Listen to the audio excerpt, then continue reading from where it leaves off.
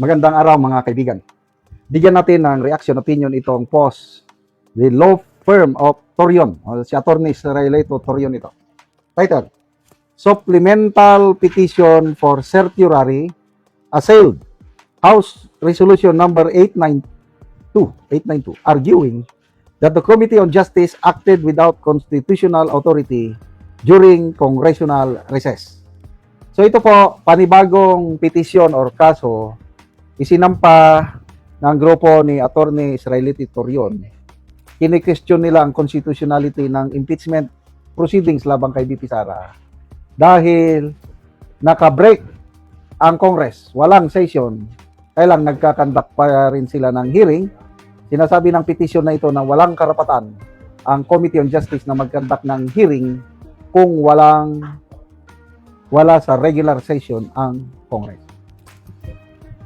Petitioners led by Attorney Torion, Attorney Nolasco, Attorney Jimmy Bondok have filed before the Supreme Court a supplemental petition for certiorari raising an additional and independent ground to stop the impeachment proceeding against Vice President Sara Duterte.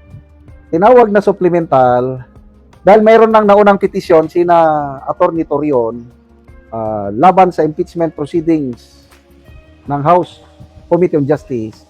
Kailangan mga grounds nila iba. Ito, petition pa rin, kailang iba naman ang grounds. Kaya tinawag nilang supplemental petition. In their supplemental petition, the petitioners assailed House Resolution number 892, which authorized the House Committee on Justice to continue impeachment proceedings during the regular recess of the House of Representatives from March 21, 2026 to May 3, 2026 with the same force and effect as if the House were in session. According to the petitioners, the House Committee on Justice committed grave abuse of discretion amounting to lack or excess of jurisdiction when it conducted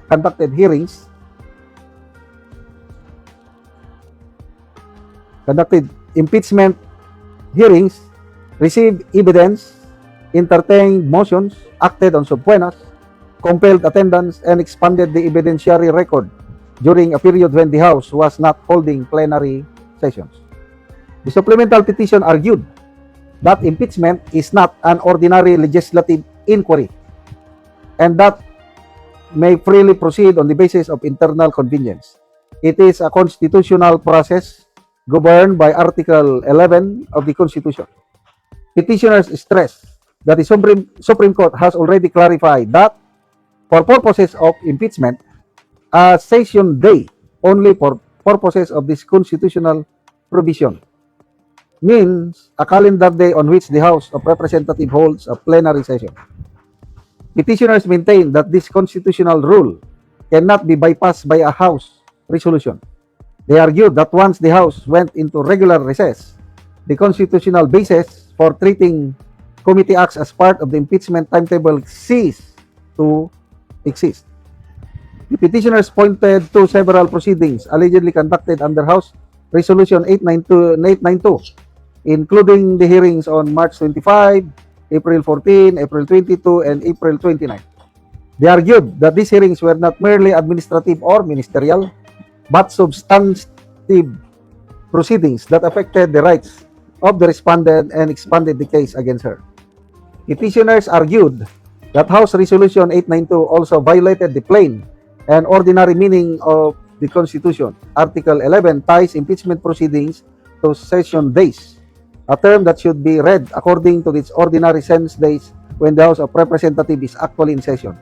By authorizing the Committee on Justice to continue substantive hearings, receive evidence, issue subpoenas, and exercise compulsory powers during the regular recess, the House effectively rewrote the constitutional text and treated non-session days as session days. The supplemental petition further asserted that House Resolution 892 effectively detached impeachment proceedings from plenary accountability.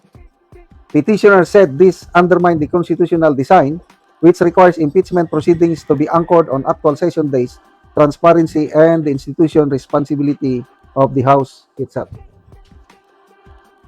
So, yun po, ito na yung petition na isampa na. Magpasalamat tayo dito sa grupo ni na Attorney Torion, Attorney Bundok at yung isa pa Attorney Nolasco. Sa ginagawa nilang ito, lalong lumalakas ang mga kaso laban sa proceedings, impeachment proceedings ni VP Sara, and I am sure aaksyonan kaagad ito ng Korte Suprema, masasagutin kaagad ang Committee on Justice, and after that, oral arguments na. Ako, medyo nababahala ko dahil baka hindi na naman matuloy ang impeachment trial dahil sa mga ganitong kaso na naisasampa sa Supreme Court na sa tingin ko, sa pagkaunawa ko lang may malakas na grounds kung bakit i-declare na unconstitutional na naman ang proceedings sa impeachment ni VP Sara. Salamat mga kaibigan sa inyong pagsubaybay sa channel nito.